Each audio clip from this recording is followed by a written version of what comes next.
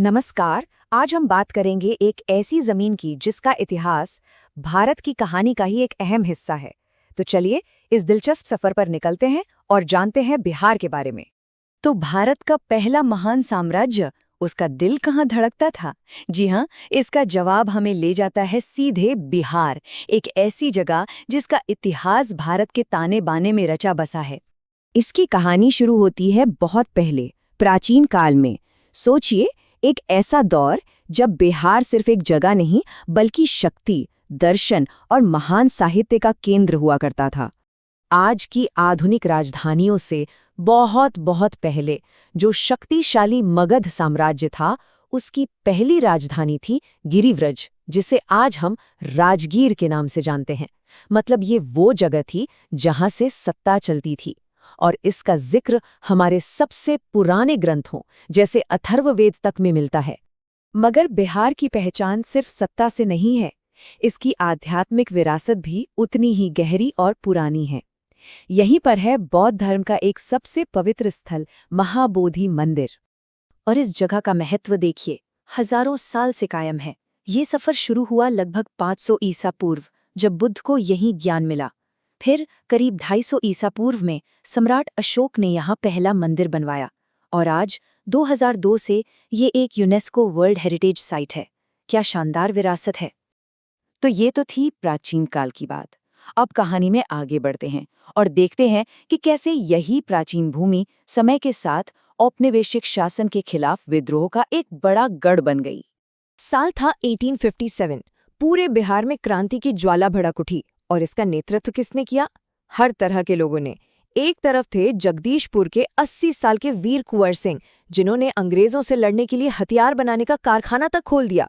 तो दूसरी तरफ थे पटना के एक मामूली किताब बेचने वाले पीर अली, जिन्होंने फांसी की धमकी के बावजूद अपने साथियों का नाम नहीं बताया। वाकई गजब की हिम्मत थी। फिर कई दशक बीते और साल आया 1917। एक बार फिर बिहार इतिहास के केंद्र में था। इस बार एक नए तरह का विद्रोह शुरू हुआ, जिसका नेतृत्व कर रहे थे महात्मा गांधी। जी हाँ, चंपारण सत्याग्रह। भारत में गांधी जी का पहला बड़ा सविनय अवज्ञा आंदोलन यहीं से शुरू हुआ था। और इसी आंदोलन से जुड़ी एक बहुत ही दिलचस्प कहानी है, जिसके बारे में शायद बहुत लोग नहीं जानते। ये कहानी है एक साधारण रसोइये बथक मियाँ की, जिन्होंने अपनी जान पर खेलकर जहरीले दूध से गांधी जी की जान बचाई थी। सोचिए, एक आम इंसान का कितना बड़ा और असाधारण काम था ये। विद्रोह की ये भावना थमी नहीं। 1930 के नमक सत्याग्रह के दौरान बिहार के लोगों ने चौकीदारी टैक्स देने से साफ इनकार कर दिया। अब ये चौकीदारी टैक्स क्या था?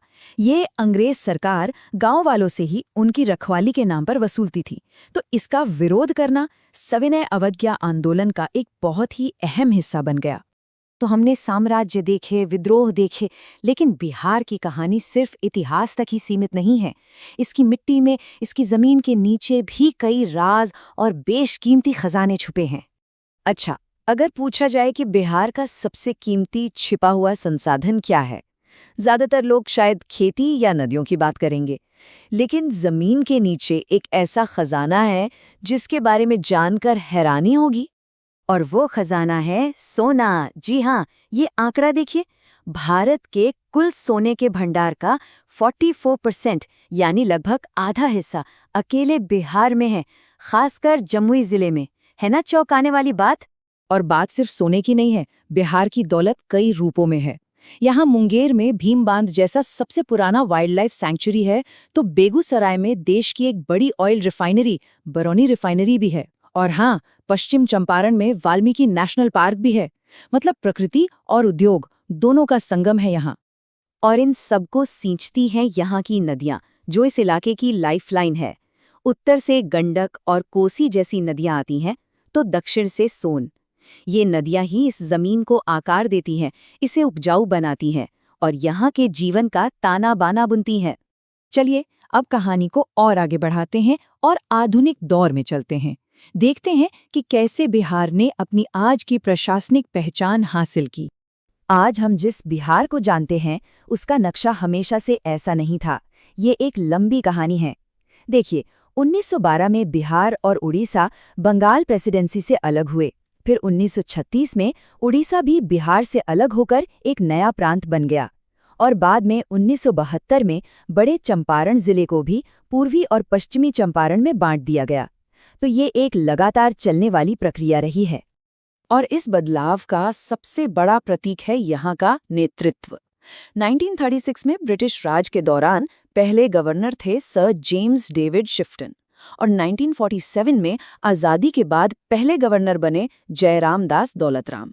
ये दो नाम ही एक औपनिवेशिक प्रांत से एक आज़ाद भारतीय राज्य बनने की पूरी कहानी कह देते हैं।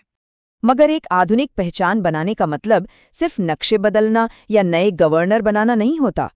इसका मतलब अपनी चुनौतियों का सामना करना भी है। और 2011 की जनगणना का ये आंकड़ा एक ऐसी ही बड़ी चुनौती को दिखाता है।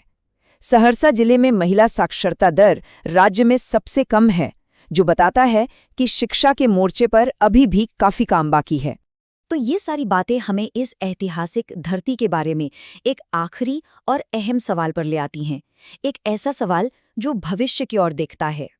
तो सवाल ये है कि साम्राज्यों की विरासत और विद्रोह की भावना वाली इस जमीन का, यानी बिहार का, अगला अध्याय क्या होगा? इसका अतीत जितना शानदार रहा है, वर्तमान उतना ही जटिल है। और भविष्य की कहानी तो अभी लिखी जा रही है।